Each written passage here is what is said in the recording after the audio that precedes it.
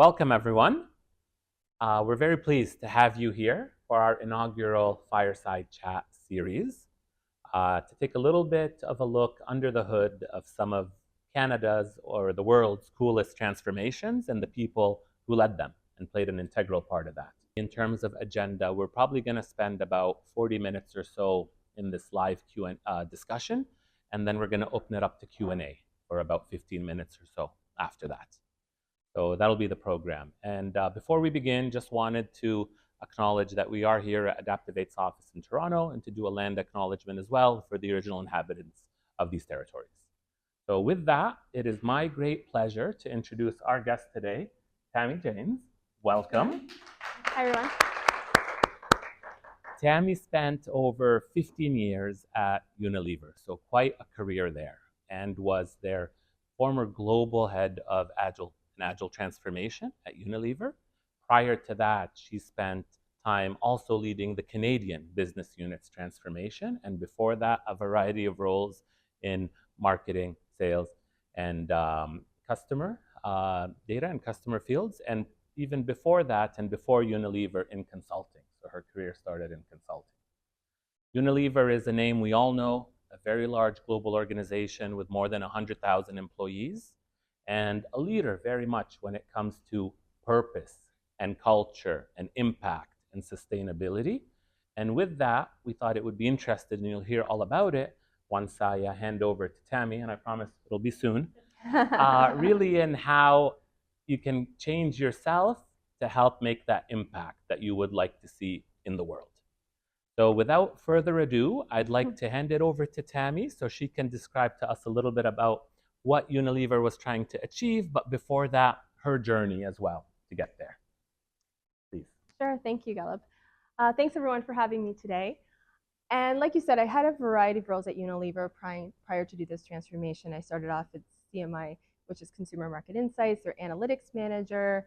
I worked in trade marketing for a while, worked closely with marketing and sales teams, and then I led revenue management for a number of years. And then after I came back from mat leave, they said, hey, do you want to lead this thing called Agile? And I was like, sure, let me try it and let's see. And Unilever Canada was really just kind of getting out of the gate with that. However, there was a lot of appetite, so it's something that we wanted to try. So we went that way, and then it worked. And then I moved into the global team to lead that at a larger scale for the organization. And really about why we were doing it, I mean, you know, it's no surprise to anyone, these days you need to expect change. So whether consumers are changing at an ever increasing rate, retailers are trying to keep up with that, and other manufacturers as well, so they can stay close to those consumer needs. But you know, that's hard to do. And a lot of times the tier ones have some specific challenges, because I'd say in consumer packaged goods, for the last, I'd say, decade, it's really those small players that are coming up. Those small players, those independents, those startups, or just on tier ones. And they're a lot more adaptable, they're a lot more nimble, and they can really kind of pivot on a dime. We had a great slide when we were describing how to do this, and I don't have the slide because, as you mentioned, I'm no longer at Unilever. However, the slide was an elephant in a race with greyhounds.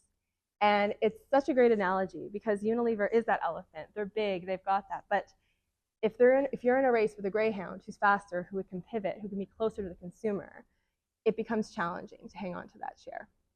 So really what we were trying to do, like any organization, is drive value. So with Unilever being a public company, that's typically shareholder value. And when you look at that shareholder value that you want to drive, there's two things the street really looks at when it rewards an organization with share price. One, growth, and two, consistent growth.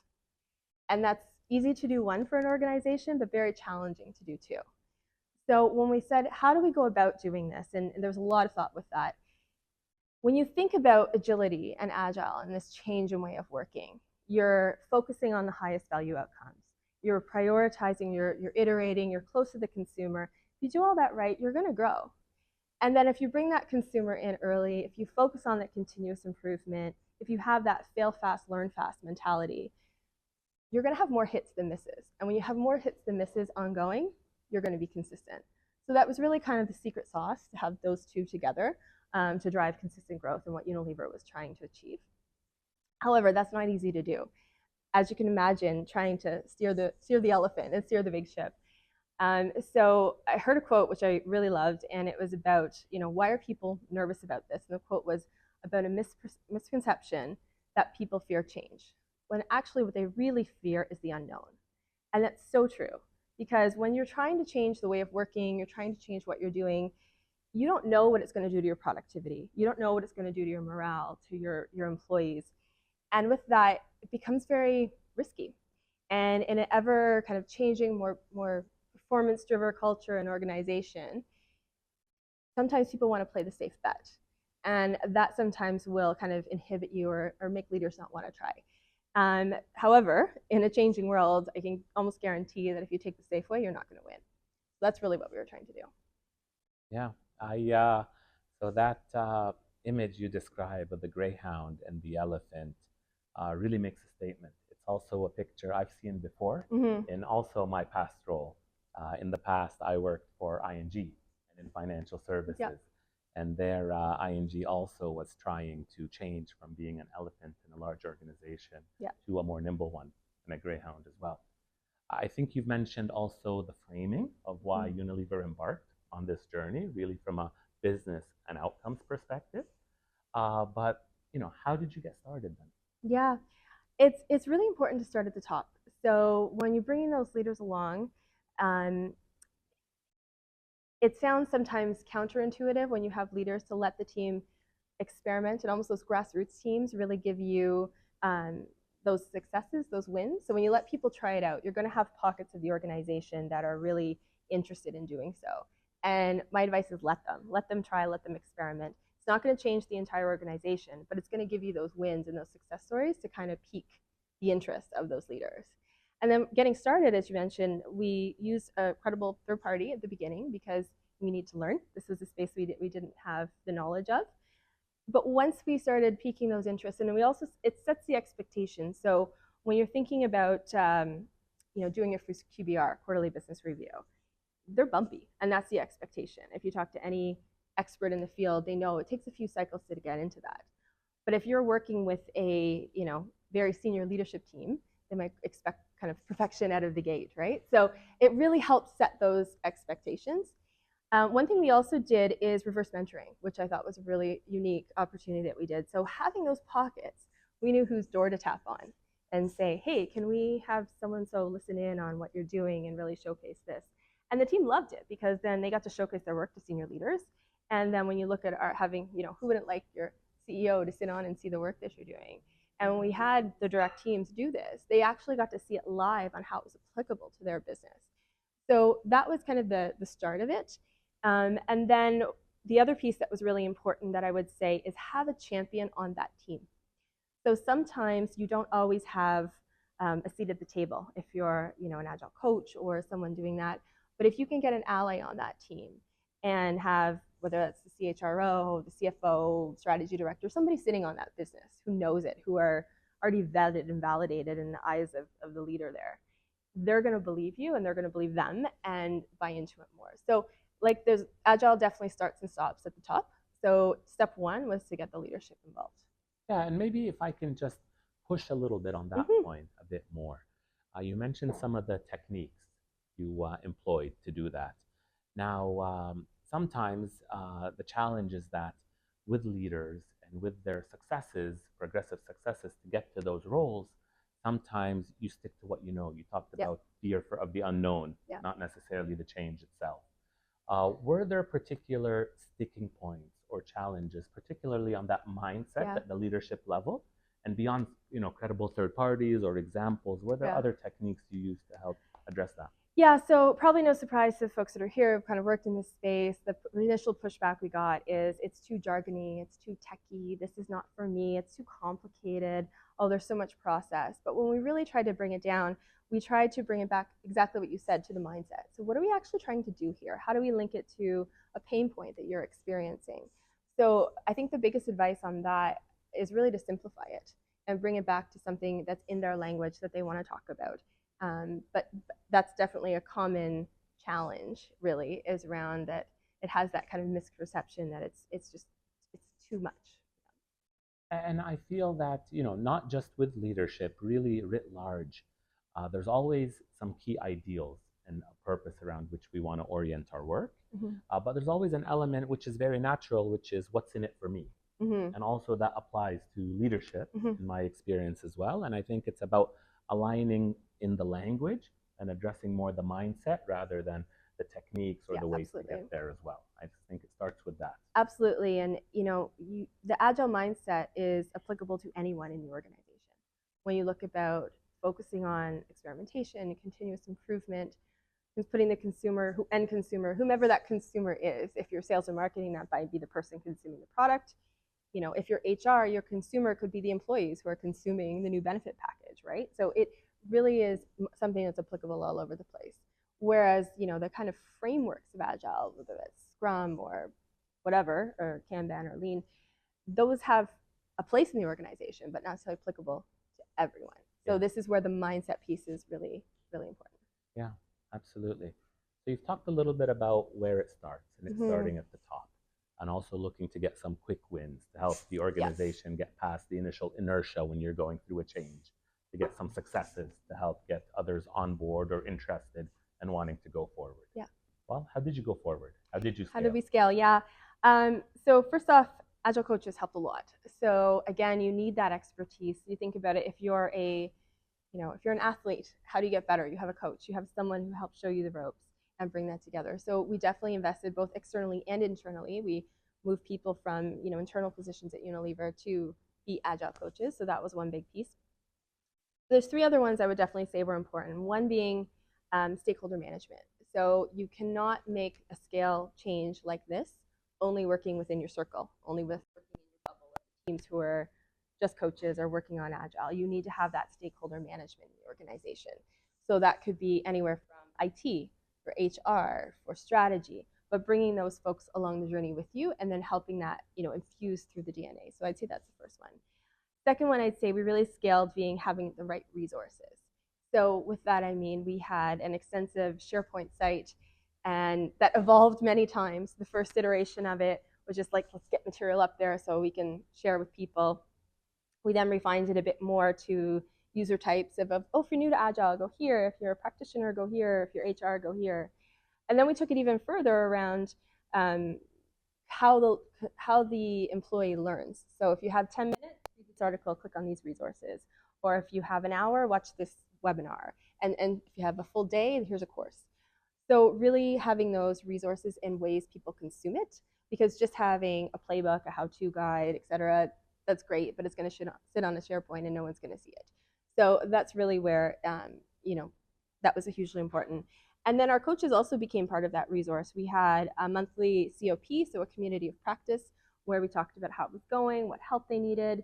We also had quarterly what we called intervisions, where anyone could bring any issue to the table and say, I'm really struggling this within my business unit, my geography, what would you do? And have that kind of brain power of all the Agile coaches to help support that. So that played a massive piece.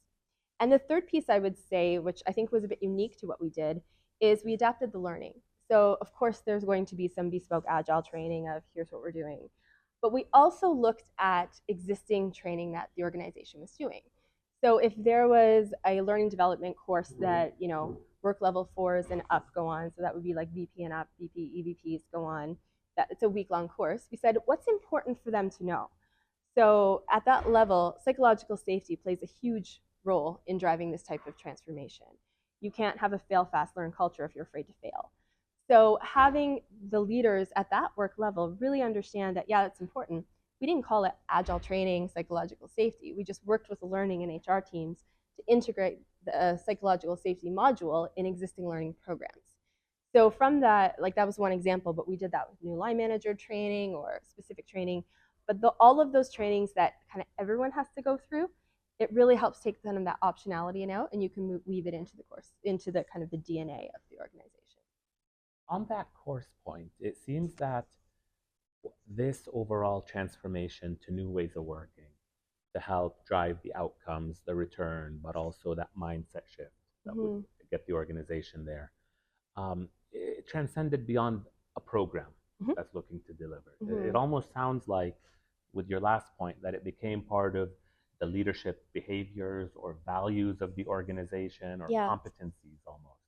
Was that the case? Yeah, I would definitely agree with that. I think we started off in that scaling approach, like you would say, and kind of increasing our wins, but you can't just get all the organization when you do that, right? There's always going to be a platform or a ceiling you hit where there's a piece of the organization you're just not going to crack that nut and you're not going to do it.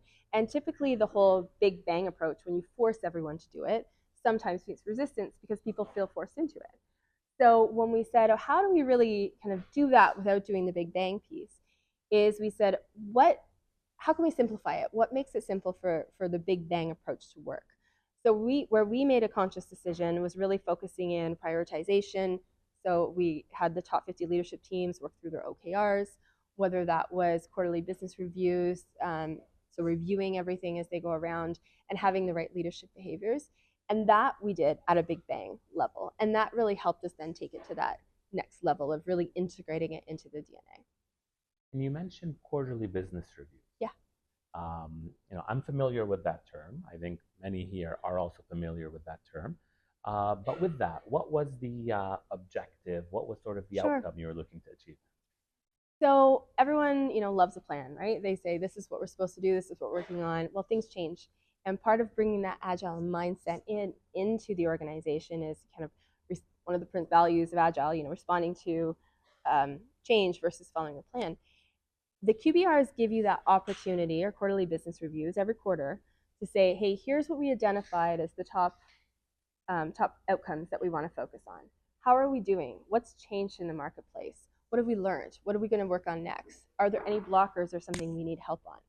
So it became kind of a mechanism for kind of that ongoing check as we go through it. And they got better and better. And I think some teams put their own spin on it. So I've sat in QBRs where there was, a mandate that there was no slides, and they just talked through it. And there was memos beforehand for them to read it ahead of time. But the actual presentation, there were no slides, and it really forced people to listen. Another nuance is, in our ice cream business, they're very they like to brand things ice cream. Like, that's just the culture of that business. So we let them kind of go with what works for them, and they renamed the QBR to the quarterly scoop session. And it sounds trite, but it actually made it kind of for them to be able to own it. So that's where we could do. Yeah, and ownership is a big word, and a word that comes up a lot going through this change, and ultimately the type of behavior many leaders or organizations would like to see across. How did you help set up ownership, if we maybe ask a bit more of a personal question, in your own immediate team to help drive this transformation? Yeah, I'd say to be clear. So I think, there's a saying like alignment enables autonomy.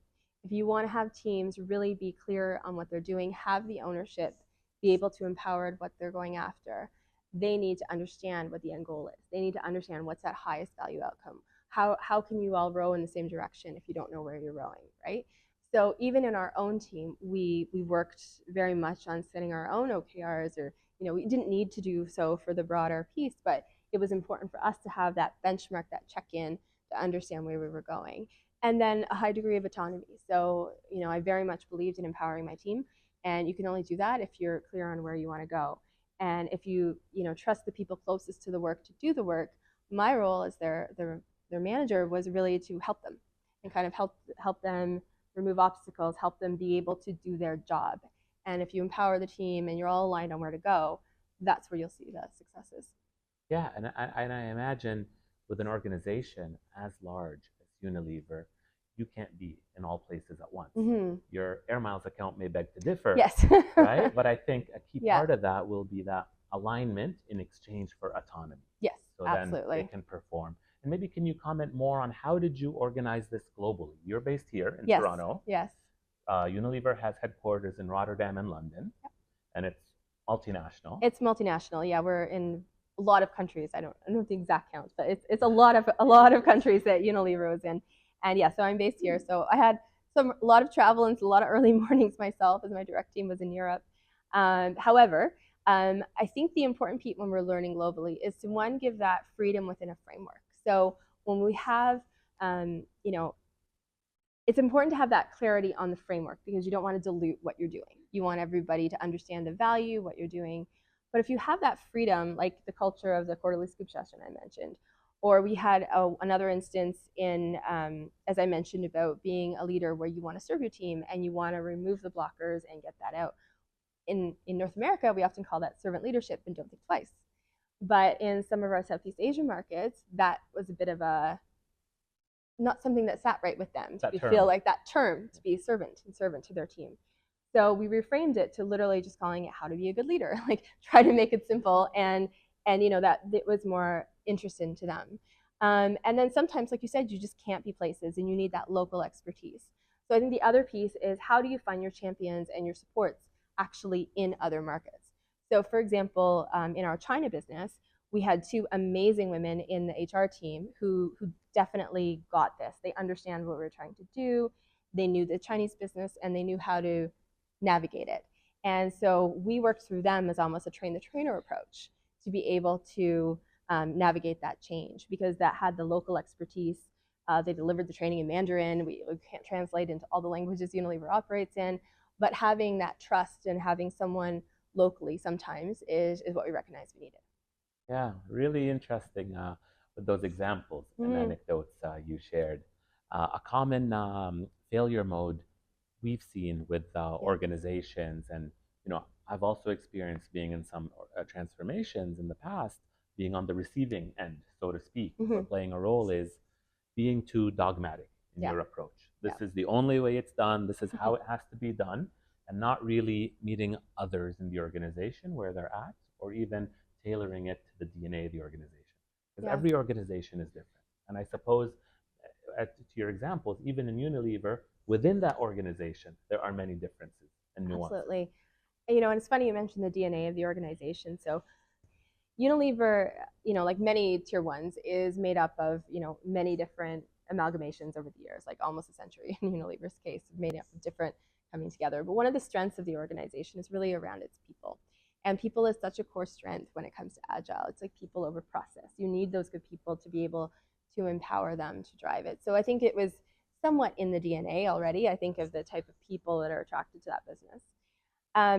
But the other piece is really how do you come back to the mindset? So like I said before, we were less strict and less kind of a purist approach in some of these ways because that was turning off a lot of leaders. And like you said, a lot of why they failed. So if you think about even the frameworks during a sprint or something in this area, you have something called a stand-up. So a stand-up typically during a typical sprint is like you have a meeting every morning and it's like, hey, what did I work on yesterday? What am I working on today? And then what do I need help with? It's kind of the three questions that are asked. Within that, what's the intent of that? What are you truly really trying to do? And it's trying to provide focus, it's trying to remove blockers, and there's absolutely no reason that can't be applied outside a typical sprint.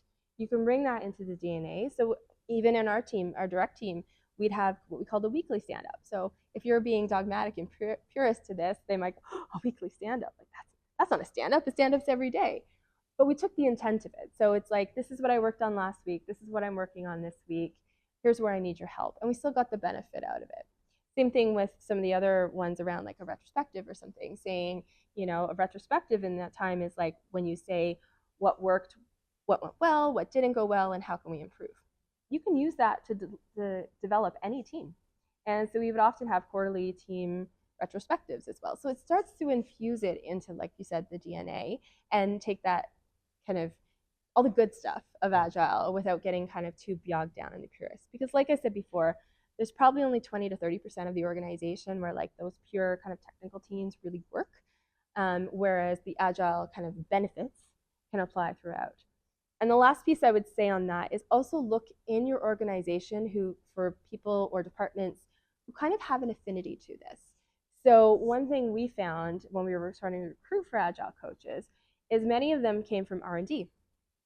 And you might think coaches, you might think, that's HR and R&D. Okay, that's interesting, but it's not really. When you think about it, the folks that are in R&D, they like to experiment. They're very data driven. They're, very much they want the data to make those decisions. They're very disciplined, and Agile is often, seen as common sense with uncommon discipline. So as you start, and they usually work on innovation process where things like Scrum work really well. So it's almost was a natural fit for a lot of these people to want to be coaches. So, it might sound counterintuitive, but you also need to make sure that you look for those kind of spots in your organization where you have those individuals. Yeah, really, really interesting. You mentioned Big Bang a little bit earlier, and I will come back to that Big Bang point. But on your point about where to find talent and where to look maybe in uncommon places. For example, my former employer, ING, went through a very public example of moving to agile ways of working. Yep. Yeah. And part of that was within the technology area in the Netherlands, where as part of that transformation, all roles were posted as part of the agile transformation for employees to apply to, all agile roles. And that's, I think one example of a really big bang approach, and one not without a lot of impact to the organization, but one that really allowed anyone from any part to decide, do I want to change career tracks? Do I want to learn and develop and try to go differently? If I'm a project manager, do I want to learn to become a product owner or a scrum guide or a scrum master, and so on? And that was a very interesting way to unlock some of the talent in the organization and allow for that opportunity and that flexibility as well. Did Unilever, not specifically around finding roles, but did Unilever also have some big bang moments, or did you take it sort of iteratively, getting some quick wins and continuing that way? I'd say we did both. We definitely had that iterative approach, like you said, but like I said before, you're not going to unlock the whole organization without doing some sort of big bang piece and some sort of cultural piece around that. And we have, I think some signals when you have top leadership doing that. So for example, we had Hein, who's the new CEO, at a town hall, he shared their OKRs. And that was very symbolic, I think, about, having everyone in the organization at a York Hall, I used to call them, or kind of basically a town hall that went to everybody, understanding and having that radical transparency for the organization. So I think there's definitely ways you can kind of signal that. However, again, it's a big organization. Remember, it's the big elephant that's hard to turn. It becomes too disruptive sometimes to go that big bang approach. But where you do go that big bang approach, like every top leadership team having OKRs, everybody having a certain level of training, that's where you can start to really weave it in the DNA. Okay, yeah. That's so the CEO shared his or the leadership team's I mean, I'm objectives sure and it was key a results. somewhat refined version of what couldn't, what was allowed to be shared to, but even the spirit of sharing it in general was a level of transparency that I think is a symbolic. Absolutely. And one that can only support communication and then to some degree the autonomy. This is the what or the why that we're trying to get to. And let's find out the how we get there. Okay, so we've talked about how you started, how you've scaled, right? Where did that journey end? Did it end? Yeah. So I think this kind of comes a bit to the question of metrics, right? Like, how do you know if you were successful? And it's a tough question. So people always get, how do I know we're investing all this money? Did we actually get something for it? And then at the other time you say, okay, well, are we really actually just, is it the true answer? Are we just hearing what we want to hear? So I think the first piece in what we did, and again, fail fast, learn fast, learn what not to do. In the first employee survey, we asked, are you agile? Well, of course, everybody said they were agile. Of course, everyone said, of course I'm agile. Whether they actually were, knew what it was, whether they just thought it sounded good that they should say that. But then we got it back, we're like, okay, we know this isn't the case, and we know we need to think about it. So the employee survey is a great tool, which most organizations have. It's usually something that people do respond to. And we looked at the existing questions, and there was a lot of questions that actually spoke to the Agile principles. So if you think about, putting the consumer first, or are we experimenting, are we inclusive, or things like this. So we looked at that, and we put together kind of like an index on 7 dimensions of that to say, are we demonstrating the Agile behaviors without overtly calling it Agile? You mentioned I was in consulting before. It's the same kind of thing. I worked in pricing consulting, and you never ask someone in a survey, how much are you willing to pay? You're not going to get the right answer. Same thing, you never ask, are you agile? You're not going to get the right answer. You need to understand what type of behavior do you want to drive, and then measure that. And that also provided a really great diagnostic for us to say, okay, we have some wins here, we need to lean in there. But that's the sentiment piece. And that goes so far. So yes, you've moved the needle on it, but at the same time, people who own a P&L want to go, well, it's okay, fine, great, nice to know, but what's the impact on the P&L? So the other way we looked at it too is how do we quantify in dollars or whatnot what the impact was. So for example, if you were able to bring an innovation to market 6 months faster because of this, as an example, you can quantify the additional turnover for that 6 months, the additional profit for that 6 months, the additional impact on mix for that 6 months, and then you actually have a dollar figure of say, hey, if we didn't work this way, it would have taken us this much longer, and this is how much extra revenue we're getting. Or if we were able to create an innovation that wouldn't have been thought of before, you have the incremental value there. You need to have both, in my opinion, because if you only have the sentiment, people go, yeah, sure, but what's the dollar impact? And if you only have the dollar impact, they go, yeah, but that's just for that one-off situation. What about the organization? But when you start to marry the two, it really becomes impactful to say, yes, we're moving the needle. Here's some examples on how. Yeah, yeah. I really like how you broke that down in terms of the people element, but also the bottom line. Yeah. And how to combine the two. Yeah. And I would say to answer the latter part of your question, which I don't think I did, it's an ongoing journey. I mean, I think, it's something that every organization should strive to always, again, it's continuous improvement, right? So how do you continue to make that better as you go along?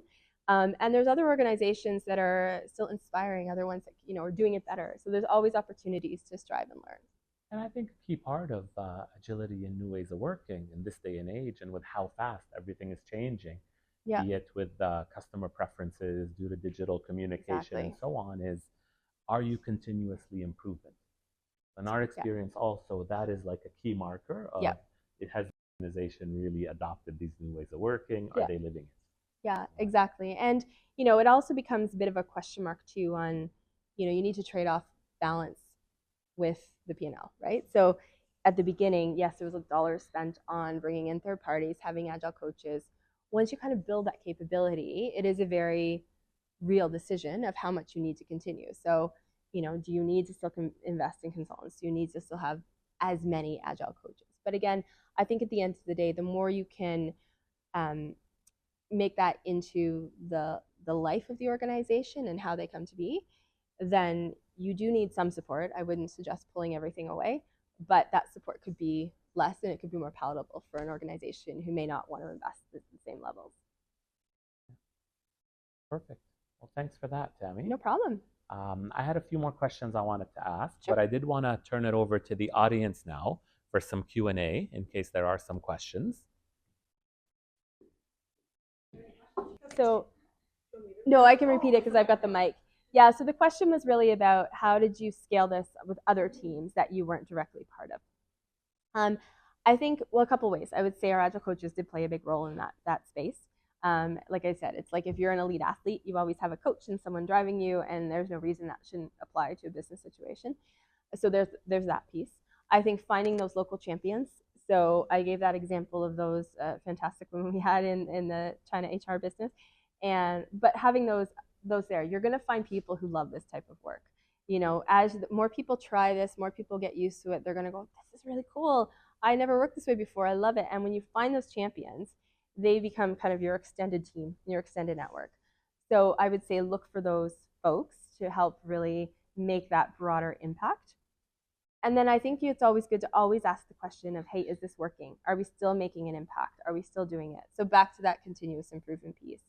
If there's something that worked, 6 months ago, is it still working now? Do we need to refine it? Has the market changed? Has the situation changed? So I would say those would be the three that I would focus in on. Yeah, so the question was around the nuances for Agile in a retail space or consumer goods. I would say that there's still a lot you need to react to in the consumer space in CPG. There's new competitors that come out, there's new retailers and programs, new consumer preferences. So the benefits, I would say, versus waterfall, and there's a time and place for both. So I'm not saying one's better than the other, but I think within the drive here is that you can respond much quicker. So you can bring a concept to a customer earlier. You can have that reality check on new market data that came out. You can be much more adaptable of, hey, this really worked great for this retailer. Why don't we try this and experiment? So I think the benefit in the retail space is how you can bring that flexibility to the organization in a quicker pace. I also think too that typically it's a shorter time frame sometimes when you do this, and then when it's a speed to market, especially in a tier one where you're already kind of behind the competition in terms of how quick it takes to get things done. Even a simple packaging change, I think at a startup would be done in probably weeks, and at tier one it would be definitely months, if not more.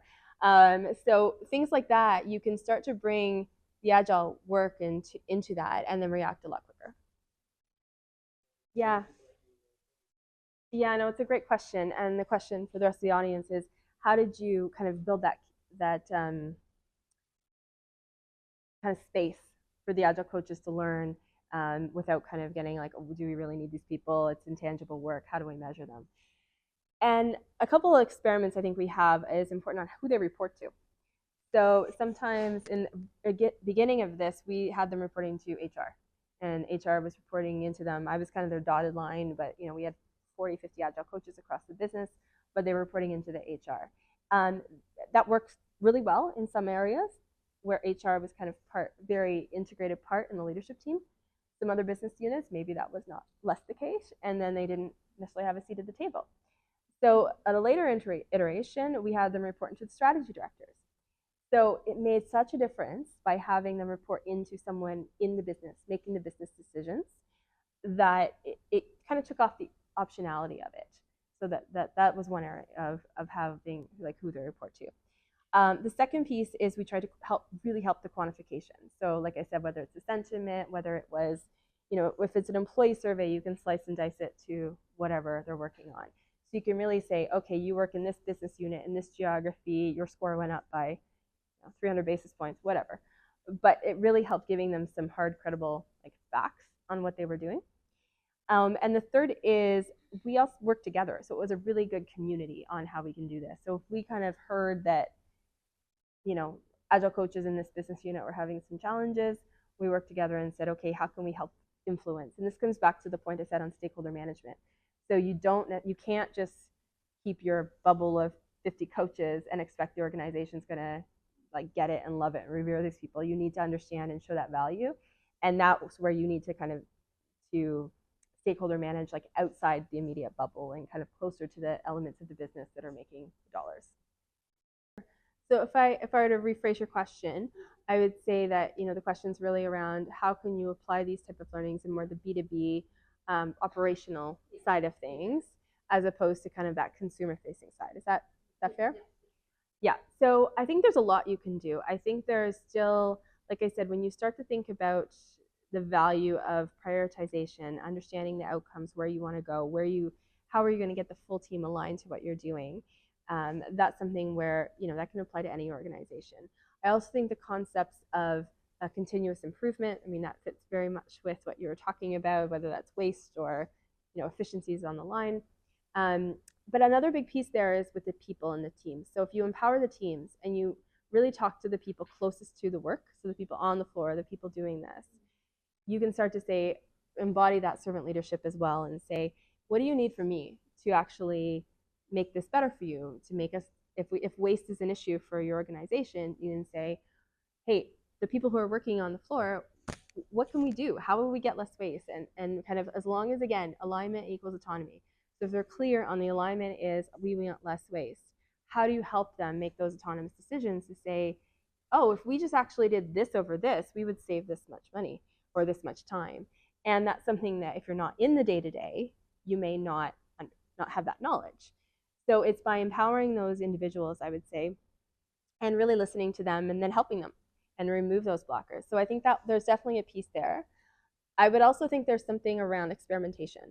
So this is something where you don't know what you don't know, and sometimes you need to think about a new one. Like there's a quote once to say you didn't invent the light bulb by making a better match, and it's very true. Like sometimes you need to think outside that box, and you need to think differently. And if you experiment on how to get that, you could have a radical solution. But it's not just wild west. You have to experiment with a purpose, with its driving to an outcome, and that's where that alignment piece would come in first. And if you have any builds on that from your experience. Yeah, I would just, I don't think there's too much I would add on your response, Tammy. But other than that, some of the foundations of agility come from Lean and Lean Six Sigma and Lean manufacturing. And that's an evolution of it. applied more, it was appropriate in technology teams, and more, then going into digital, the second part of your question, and also how it helps empower and enable that as well. So certainly it can be applied in that area, and it really is around some of those key dimensions around autonomy, ownership, continuous improvement, and having the ability for those who are doing the work and really being at the factory floor level to be able to change things to make their work, their life better. Thanks for that. Maybe one more question due to time. Don't mind. Yes, please. Yeah, so the question was, what type of tools or strategies did you do to help drive that alignment, right? So I think there's a lot of trial and error here, right? I think there's definitely, from a tooling perspective, I mean, you can be very basic around Excel and PowerPoint, and just actually writing it out. So sometimes that putting it together, once you're clear on the priorities, how do you articulate it? And sometimes that articulation sounds easy to do. Everyone thinks, of course, I know what the priorities are. But when you actually put pen to paper, it's very different. And when you actually put pen to paper with 8 individuals around a boardroom, it is also very different. So sometimes just the process of that really allows for some strong alignment. I think the other piece that we looked at is, how do you connect the dots across the page? So if, for example, if you're the nutrition business, like a big business group, it has regional pieces within that. So, and I'm just using this as an example, if the regions are not adding up to the sum of what the business group is trying to accomplish, everybody could do what they're supposed to be doing, but you're still not going to hit the plan. So there's a lot of work, and we did this quite a bit over the last while I was there, about making those connections and alignments. Now, it doesn't necessarily mean it's copy and paste either. There might be something that's very specific for that region that they need to prioritize. But you need to be sure, if you're running the business group, enough of these all together actually still delivers on your strategy. And then the business groups need to do that for the executive, the full executive board, and whatnot. And having that alignment really come through, it's not easy. It's not done in an afternoon. This is meetings and months and reiterations. But I think it's really at the beginning being super clear on just getting something down and trying to write it out, and then having those conversations. Because as you have the conversation, that's where the richness comes in, and then you start to then you can kind of audit it and say, hey, did we actually get everything that we should have gotten? And if not, let's go back and have a conversation. And that oftentimes spurs new conversations and conflicts, but it's better to have those conversations and conflicts in a boardroom than 6 months down the road when everyone's gone a different direction and you're not delivering on your targets.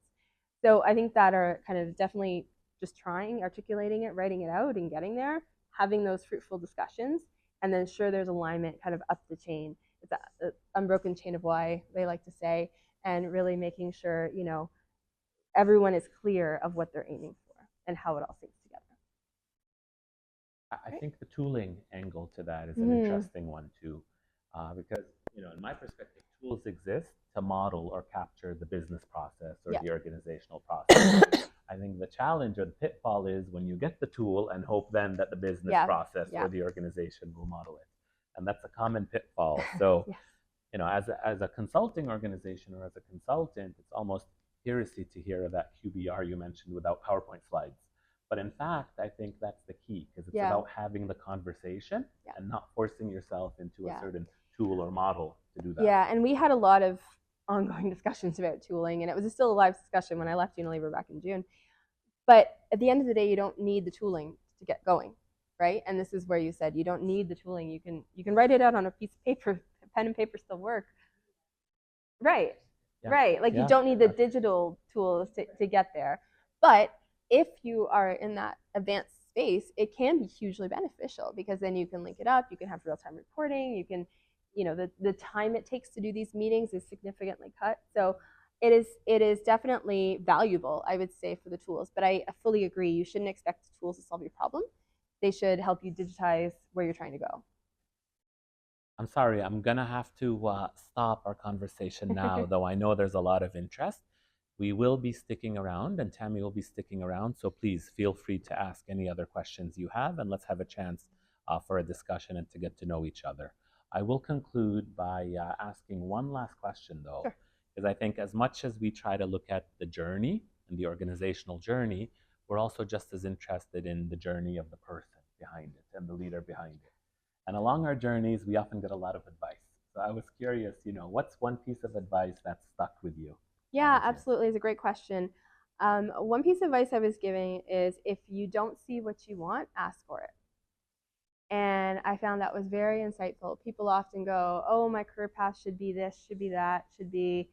I look at the job postings that are up there, but you might have a great idea and just ask for it. Say, hey, I think we need this. For example, my last 3 roles at Unilever weren't roles before I had them. And it just happened to kind of turn into a role. And I think if you can see the value in something and articulate it, ask for it. And you never know what can happen. Great. And on those words, thank you very much, Tammy. Thank you for having me. This is great.